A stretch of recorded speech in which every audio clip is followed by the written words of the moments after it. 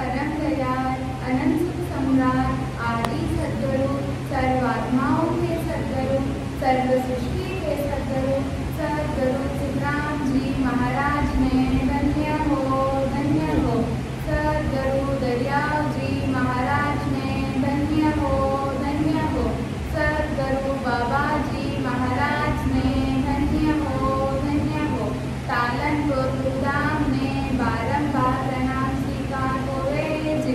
राम सभा में राम राम सा सभी को प्रणाम सा। तो मैं आज सद्गुरु पारक के अंग की कुछ शाखा प्रस्तुत करने जा रही हूँ। यदि मुझसे बोलने में, अर्थ करने में, समझने तथा समझाने में किसी भी प्रकार की त्रुटि हो तो मेरा आप सभी से निवेदन है कि आप कुछ अबोध को क्षमा करें व मेरा मार्गदर्शन अवश्य करें। महाराज से अरदास और विनती करते हुए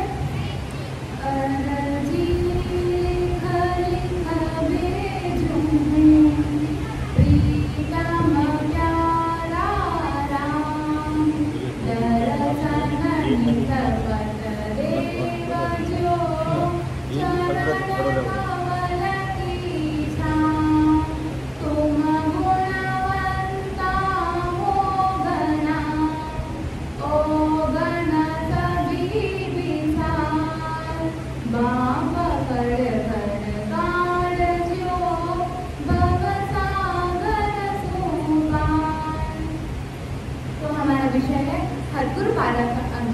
हर यानी एक सीमा और पारक यानी परखना।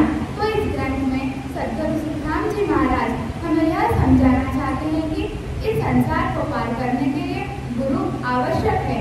तो वो कौन से गुरु है जिन्हें धारण करने पर हमें मोक्ष की प्राप्ति नहीं होती है, उल्टा ये जीव भ्रम में पड़ जाता है। तो महाराज साहब फरमाते हैं कि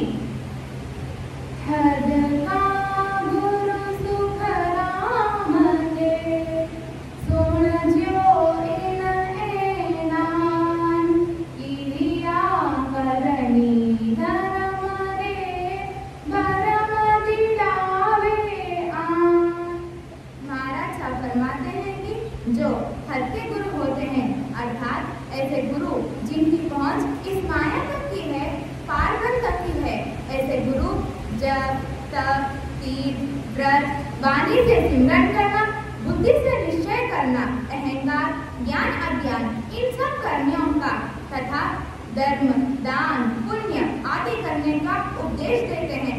वे हल्के गुरु है क्योंकि इन करने क्रियाओं को करने से मोक्ष की प्राप्ति नहीं होती है, उल्टा जीव भ्रम में पड़ जाता है। आगे महाराज साहब फरमाते हैं कि नाम बिना महिमा करे सोहद का गुरु होय, सुन जो सब सुख राम के, क्या सांगी क्या लोय।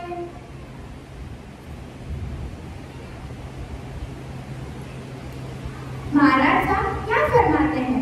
जो गुरु नाम यानी सच्चम नेचर के बिना दूसरे साधनों की महिमा करते हैं, वे सभी हद में रहने वाले गुरु हैं। महाराज साहब फरमाते हैं कि फिर चाहे वो गुरु भेषधारी हो या गृहस्थी, वे सभी हद के गुरु हैं।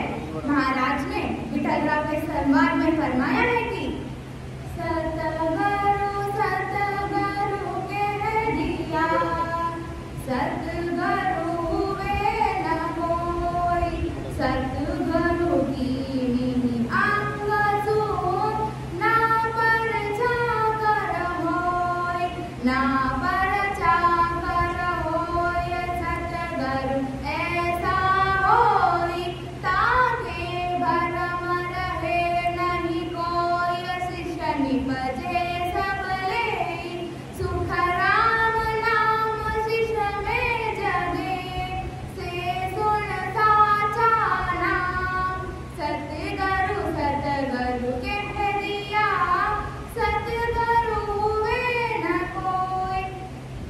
अपने मुख से कह दिया कि मैं सद्गुरु हूँ, ऐसा कहने से कोई सद्गुरु नहीं होता है। महाराज साहब फरमाते हैं कि सद्गुरु ना कोई अंग धारण करने से होते हैं और ना ही पर्चा देने से होते हैं। सद्गुरु तो वे होते हैं जिनके किसी तरह के कोई भ्रम उनके द्वारा संसार में जो कोई भी उनके ज्ञान के आधार से भक्ति करते हैं, उनके घट में सच्चे निरंजन की जागृति हो जाती है। वही सच्चे सद्गुरु है। आगे महाराज साहब फरमाते हैं कि जप तप तीरथ जीदगी शोभा करे बखान, हद गुरु सो सुख राम के परे पढ़ावे आए। महाराज साहब फरमाते हैं कि ऐसे गुरु जो जप तप तीर्थ व जिद करने की शोभा बहुत बड़ा चढ़ाकर करते हैं तथा वेदों शास्त्रों में लिखे ज्ञान को स्वयं भी पढ़ते हैं तथा अपने अनुयायियों को ऐसा करने के लिए कहते हैं, वे सब हद में रहने वाले गुरु हैं। परंतु हम सांसारिक प्राणी ऐसे जो ज्ञान की बड़ी बड़ी बातें करते हैं, परिचय देते हैं, उन्हें ही श्रेष्ठ व सच्चा मानकर उनका अनुसरण करने लग जाते हैं और सच्चे सद्गुरु जी महाराज को नहीं जान पाते हैं। महाराज साहब ने एक हरजस पद में फरमाया है कि यो जुग मोयना जाने रे बांदा, यो जुग मोयना जाने रे बांदा, यो जुग मोयना जाने रे बांदा, यो जुग मोयना जाने। अगम देश का मैं उपदेशी, ए माया रस माने रे बांदा, यो जुग मोयना जाने। भाग बिना ज्यों चीज न पावे, गुण बिना बूझ न जाने रे बांदा, गुण बिना बूझ न जाने। इयो जड़ी जंगल में बतेरी, कोई नहीं पिछाने रे बांदा, यो जुग मोयना जाने रे बांदा, यो जुग मोयना जाने। ये सब मेरी काया देखे, आत्म की चल भाई रे बांदा, आत्म की चल भाई। ऐसी खबर किसी को नाही, बिछड़ रहत है नाही रे बांदा, यो जुग मोयना जाने रे बांदा, यो जुग मोयना जाने। के सुख राम पिछाने माने, तामे निज पद जागे रे बांदा, तामे निज पद जागे।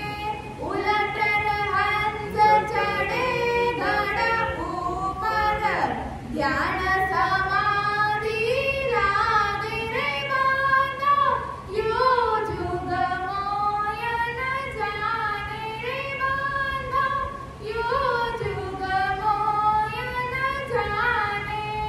अगम देश का मैं उपदेशी, हे माया रस माने रे बांदा, यो जुग मोयना जाने। जैसा कि पद में महाराज साहब ने फरमाया है कि ये संसार सच्चे सद्गुरु को नहीं पहचानता है। महाराज साहब फरमाते हैं कि मैं तो अगम देश अर्थात केवल पद आनंद पद का उपदेश देता हूँ, परंतु संसार को माया अर्थात तीनों लोगों का सुख चाहिए। भाग्य में लिखे बिना कोई वस्तु प्राप्त नहीं होती है, वैसे ही सच्चे सद्गुरु बिना भाग्य के नहीं मिलते हैं। तो हमारे पास हम सभी जो इस सत्संग में बैठे हैं, महाराज के ज्ञान को सुन रहे हैं, पढ़ रहे हैं, समझने का भी प्रयास कर रहे हैं, तो हमसे बड़ा भाग्यशाली और कोई भी नहीं है। अतः हमें महाराज के इस ज्ञान को धारण कर भेद विधि से सिमरन करके उस परम पद को प्राप्त करना चाहिए। आगे महाराज साहब फरमाते हैं कि मंत्र देवे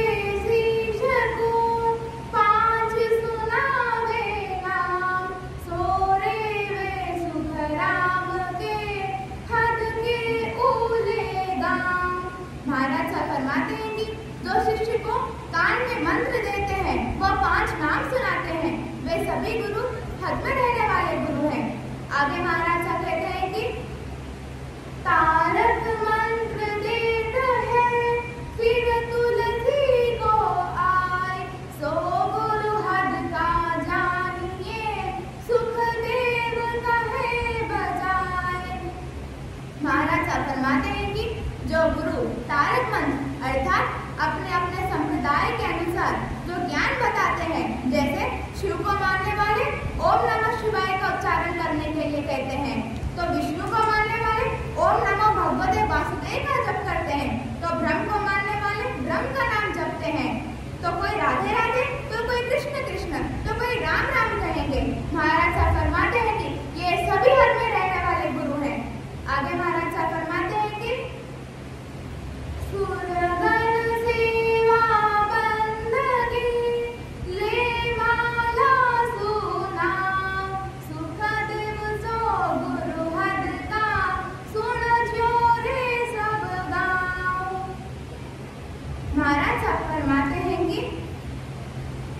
महाराज साहब फरमाते हैं कि सगुण मूर्ति की सेवा बंदगी करते हैं, वह कराते हैं, माला के आधार से नाम लेते हैं। महाराज साहब फरमाते हैं कि ये सभी सुनो, वे हद में रहने वाले गुरु हैं।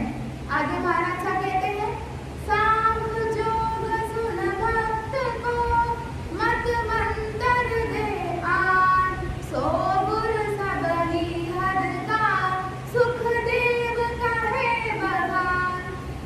संध्या योग का साधन व भक्ति करने का मंत्र बताते हैं। महाराज साहब फरमाते हैं कि सब सुनो, ये गुरु हद में रहने वाले गुरु हैं। राम राम साहब।